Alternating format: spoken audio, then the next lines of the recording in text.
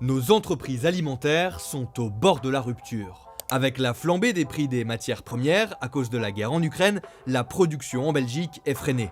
Certains produits, en particulier, pourraient disparaître de nos rayons.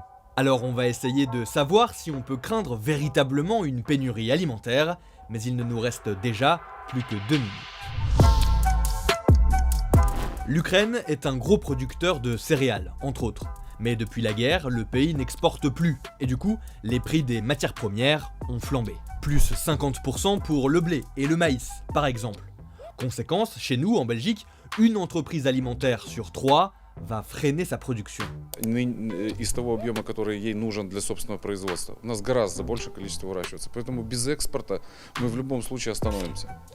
Mais cette baisse de production qui fait craindre une pénurie n'est pas seulement due à la guerre en Ukraine. Car être rentable, malgré un coût plus élevé des matières premières, ça pourrait être possible pour les entreprises alimentaires. Mais il faudrait que la grande distribution accepte à son tour d'acheter les produits plus chers, et donc réduise sa marge. Sauf que certaines enseignes refusent de renégocier les prix d'achat. Donc si la grande distribution, qui a gagné énormément pendant le Covid, ne fait pas un geste, alors je ne comprends pas. Face à cette inflexibilité des grandes surfaces, certains produits pourraient disparaître de nos rayons. Par exemple, la mayonnaise.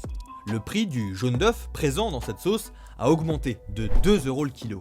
Alors si les grandes surfaces n'achètent pas cette mayonnaise plus chère, eh bien ces producteurs vont peut-être arrêter de leur fournir. En attendant, notre gouvernement planche pour trouver des solutions et rassure. Il n'est pas question à court terme de pénurie. Tous les produits de première nécessité, ils seront encore présents dans les rayons demain et après-demain.